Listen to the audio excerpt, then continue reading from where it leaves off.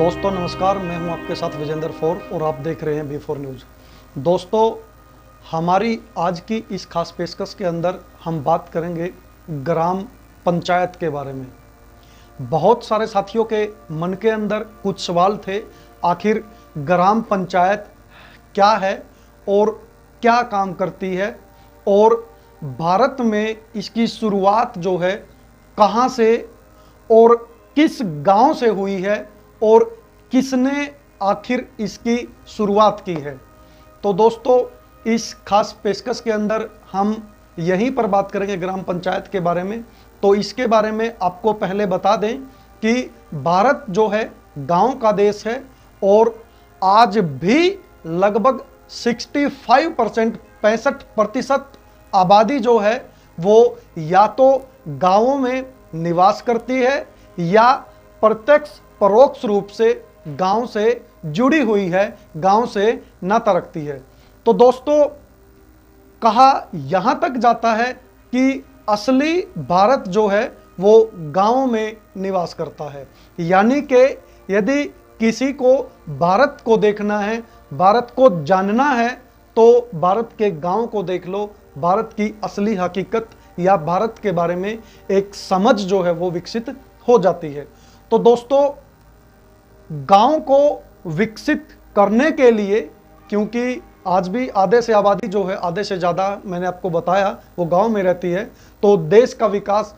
तब माना जाएगा जब देश के गांव का विकास होगा। तो इसी उद्देश्य को लेकर के चलते हुए, इसको सार्थकता प्रदान करते हुए जो है देश में ग्राम पंचायत की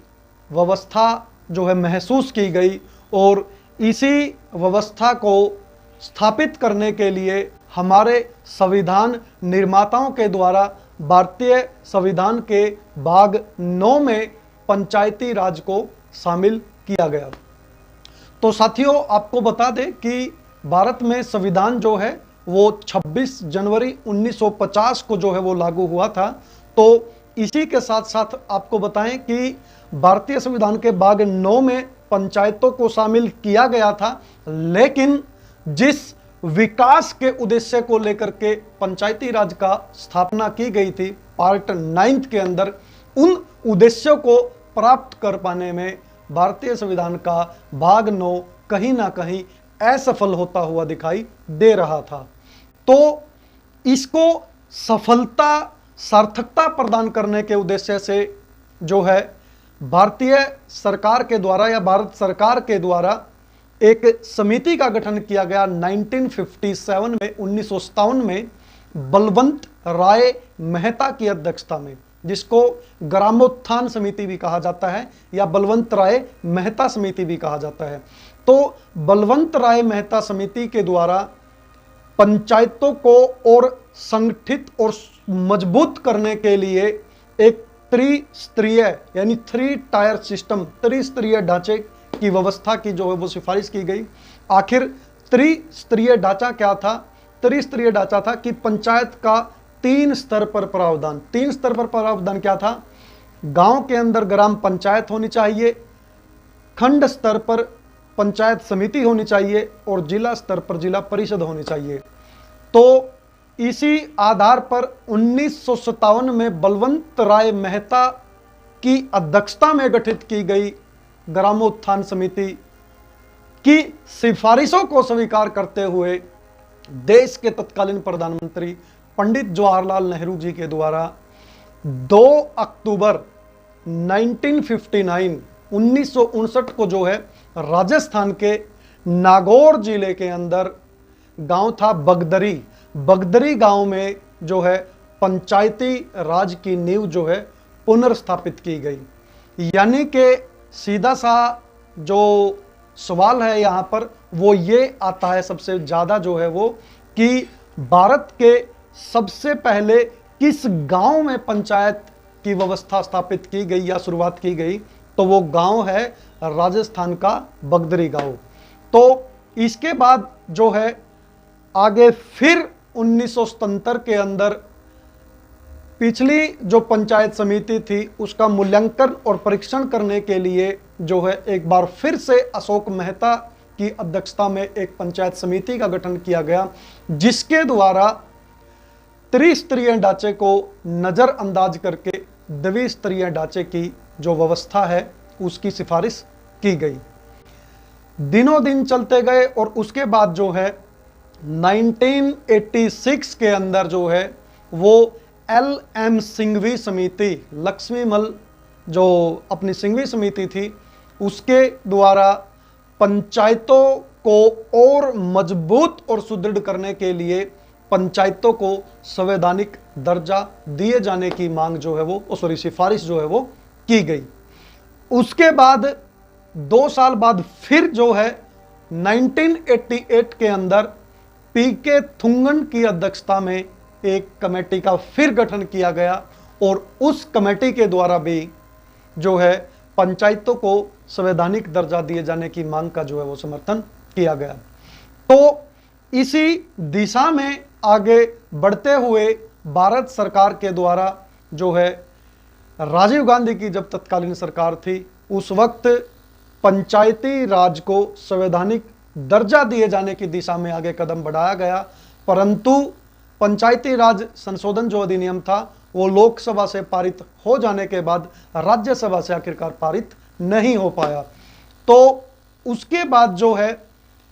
1992 के अंदर 1992 के अंदर तत्कालीन भारत सरकार यानी कि तत्कालीन प्रधानमंत्री PV नरसिम्हा राव के द्वारा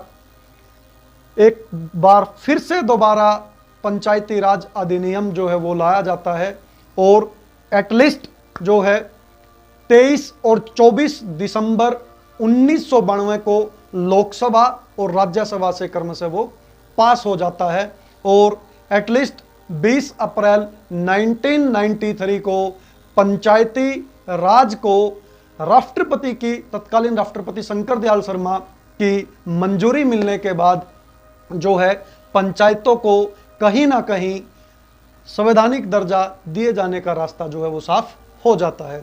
और इसी आधार पर पंचायतों के लिए भाग 9 को, संविधान के भाग 9 को पुनर्स्थापित कर उसमें 16 नए आर्टिकल यानी कि 16 नए अनुच्छेद जो है वो पुनः स्थापित किए गए और इसी के साथ साथ संविधान की 11वीं अनुसूची शामिल की गई, जिसमें पंचायतों को कार्य करने के लिए 29 टॉपिक्स यानी कि 29 विषय जो है वो प्रदान किए गए। तो साथियों, इसी के साथ आपको बता दें कि जब पंचायतों को संवैधानिक दर्जा प्रदान कर दिया गया तो उसके साथ साथ पंचायतों का क्या संगठन होगा, कितनी उसकी अवधि होगी, इन सारी चीज़ों को जो है भारतीय संविधान के भाग 9 जिसका मैं जिक्र कर रहा हूं और जिन 16 अनुच्छेदों की मैं बात कर रहा हूं उसमें स्पष्टता के साथ क्रमशः ढंग से उसको सजा दिया गया और उसके अंदर जो संविधान का जो आर्टिकल 243 आर्टिकल का ई जो सेक्शन है, ई सेक्शन के अंदर बताया गया है कि पंचायत का कार्यकाल अपनी पहली बैठक की तारीख से लेकर के अपने पूरे 5 वर्ष तक रहेगा। इससे पहले जो है पंचायत का चुनाव जो वो है करा लिया जाएगा। यदि किसी कारणवश चुनाव नहीं हो पाता है तो अगले 6 माह के अंदर, अधिकतम 6 माह के अंदर चुनाव करवाना जो है वो अनिवार्य है। लेकिन कुछ राज्य सरकारें अपनी मनमानी के चलते चुनाव एक निश्चित अवधि के अंदर जो है वो संपन्न नहीं कराती है, जिससे संविधान की हत्या का खतरा जो है वो हमेशा बना रहता है। जिनमें से यदि हम बात करें, आपकी हरियाणा सरकार जो है वो भी कहीं ना कहीं इसी दिशा में कदम बढ़ाती नजर आ रही है। आप सभी से निवेदन है कि आपको हमारी वीडियो कैसी लगी, आप अपने व्यूज, अपने विचार कमेंट सेक्शन में जरूर बताइएगा। Thank you. जय हिंद, जय भारत।